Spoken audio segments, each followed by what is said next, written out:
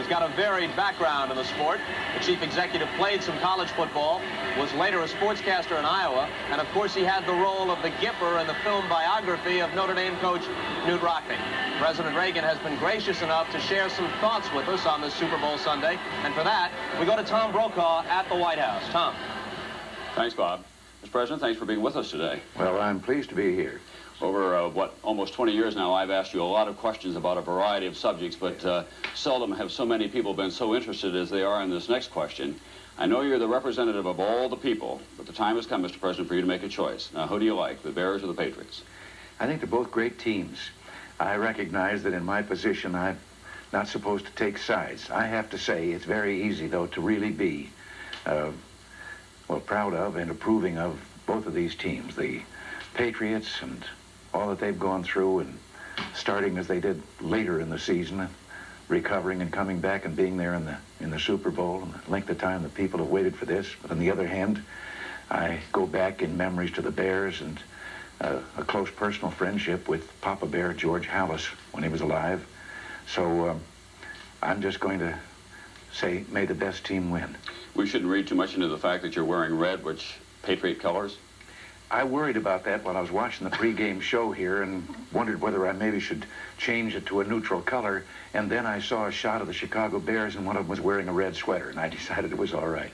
Super Bowl Sunday has become a kind of undeclared national holiday. Do you think that occasions like this help shape our national character, or are they really just kind of entertaining diversions from things like the deficit and terrorism and Gaddafi and so on? Well, I think it's typically American, that we can have or be diverted by things like this from the serious problems. I think it's part of the American personality, and I know that other countries take athletics seriously too, but there's something different about it in America. It's so much a part of American life that I think it's a part of our personality. I know that football was important to you as a young man, so last week I called your old college football coach, Ralph McKenzie at Eureka College. He's 91 years old, still strong of voice. Now, here's what he told me. He said that you were eager, aggressive, better on defense, but overall an average football player, but an outstanding talker. Is that a fair scouting report? Well, probably, and I'm pleased that he didn't remember that much. After 91 years, he's still coaching. So there have been how many hundreds or thousands of young men have come through the ranks with him. But I remember him very vividly as a coach.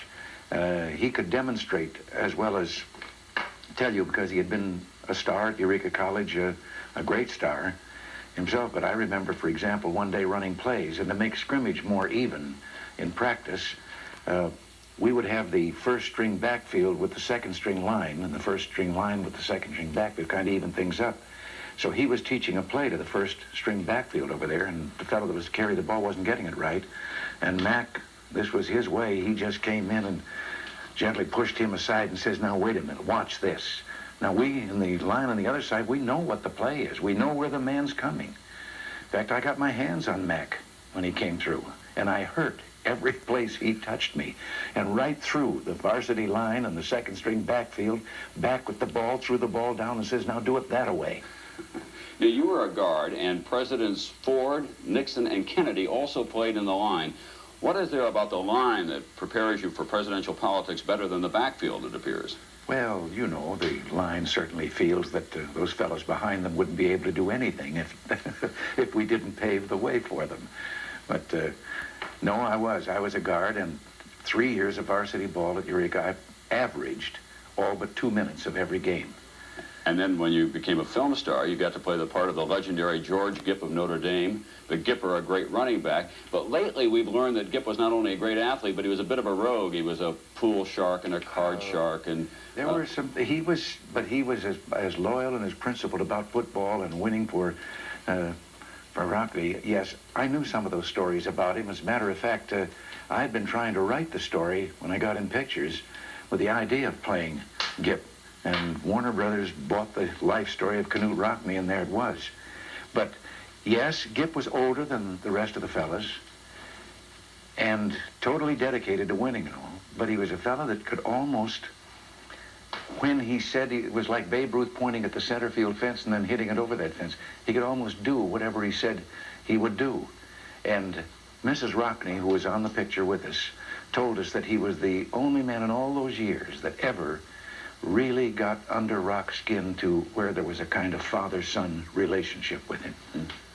The Oval Office may be the only office in America that doesn't have a betting pool going on the Super Bowl. Someone has estimated that, what, $2 billion may be wagered on this Sunday, most of it illegally. Does that bother you at all, that there's so much betting on football? Well, I wish there would, that it could be without, because I think when it gets up to that kind of money, then there is too much temptation to try and fix things. And human nature being what it is, we know from past history that sometimes they get away with that. That was one of Rockney's greatest determinations, was he threw a gambler out of his office one day bodily who had come to see him and was seeking some information about who was going to win. And Rock he hated the idea of gambling associated with football. Mr. President, football is a metaphor for so many things in American life, including politics. Now, at the end of this game today, one team is going to be in a deficit situation, and all those players are going to face a very taxing year in 1986. You're about to deliver the State of the Union address. Are you going to put the American people through the same experience in 1986, a taxing year? A tax year, you said? A taxing year. Will this be a tough year for them? I don't like the use of that word. It might be taxing for me and my energy, but I don't like the idea that someone might hear this and think I'm thinking of taxing them, because I'm not. I don't want any taxing. Right now, all you have on your mind is the Super Bowl, watching it with Mrs. Reagan, I guess. That's right, and remembering football much more vividly than you normally do. It all comes back, and you find yourself kind of remembering what the cleats felt like under your shoes. Well, we hope you have a great afternoon, and we hope that it's a great game. Final chance. You want to pick a score or a team? No. Do I have a second for that? I could tell you a little incident about that in my memories of football? Sure, absolutely. Well, it was our ball back in our own 35-yard line. We were 1 point behind. There were 20 seconds to play, but we thought the ref had said 2 minutes. And Bud Cole, our quarterback, called an off-tackle run with himself carrying the ball. As a running guard, I came out and led the interference, and the key to the play was me getting that first man in the secondary. I missed him. But Bud cut back the sideline, went 65 yards for the touchdown, and we won the game. Now, that stuck with me. I never could figure out how did he do it with me missing that block. And the very next season, when I was auditioned to become a sports announcer, and they told me to stand in front of the microphone and imagine a football game and describe it on radio. So I did, and I chose that game because I knew enough of the players' names that I could get by and so forth, and I thought I won't start with a kickoff or anything. I'll start in the fourth quarter.